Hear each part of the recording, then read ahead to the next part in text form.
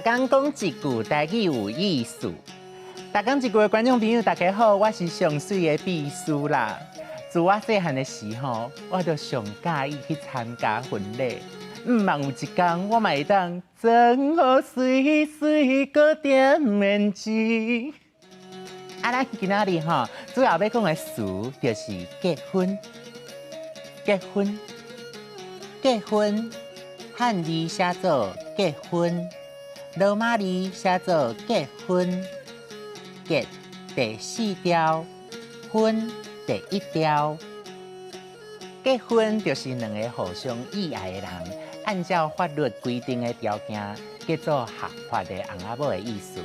即马台湾的法律已经有修改，社会嘛渐渐在改变，所以有的人结婚依然是按照传统的仪式，会办桌请人客，亲戚朋友就会包红包去甲新人祝福。但是，冇真侪人归去直接去户政事务所登记，就算完成结婚的仪式。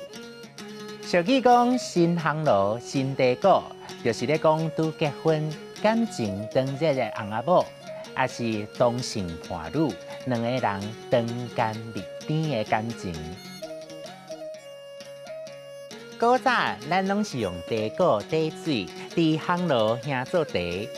遮，咱用家庭用的器具来表示两个人恩爱甜蜜的感情，形容两个人感情真好的俗语，阁有翁生某蛋，食饱相看。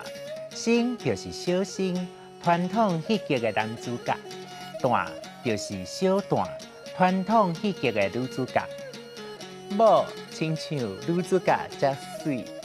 翁亲像男主角才缘投，当然两个人逐工食饱就相看。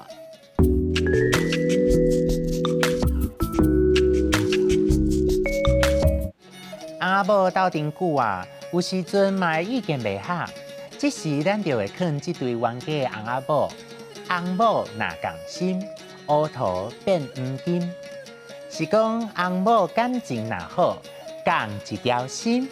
安尼搁较困难的代志，嘛会当成功。用这句话来劝人较紧和好，复习结婚、请人客、新香炉、新地果、翁生某蛋，食饱相看。